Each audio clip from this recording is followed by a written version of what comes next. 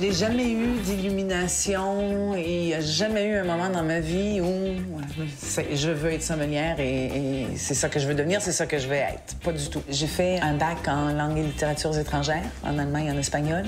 Et puis ensuite, j'ai fait un MBA en commerce international.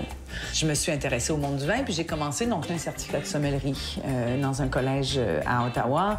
J'ai suivi toutes sortes de formations. C'est parti? Oui. J'ai passé cette année en France, en Alsace. Je me suis retrouvée à chercher du travail et j'ai vu une annonce pour un job chez un vigneron en Alsace. Puis je me suis dit, tiens, ça serait le fun. J'ai été embauchée au tout début. Ils cherchaient des gens. Ils venaient d'ouvrir un magasin de vente au détail, un caveau de réception. On en est vite venu à s'intéresser de façon assez pointue aux accords mets-vins pour mettre en valeur les vins de la maison dans tous les événements qu'on faisait. Quand j'ai fait ça, je me suis dit, si je pouvais faire ça pour le restant de mes jours, je serais la personne la plus heureuse au monde.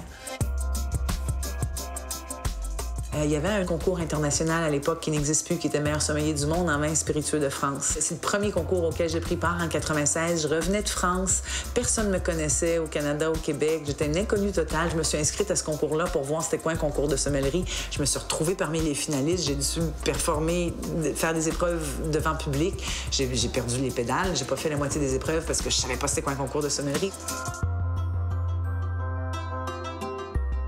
En 2006, ils décident pour la première fois donc d'avoir le concours meilleur sommelier du Canada. Moi, je me battais pour la 2e ou 3e place. Et contre toutes les attentes, les miennes en premier, j'ai remporté meilleur sommelier du Canada en 2006. Et là, je pouvais pas raccrocher mes patins. On me donnait l'opportunité d'aller faire meilleur sommelier du monde. Pour moi, ça semblait quelque chose d'inatteignable, mais on m'a confirmé que j'étais arrivée 6e. Donc, j'ai dit, OK, c'est dans le monde du possible, donc je vais le refaire.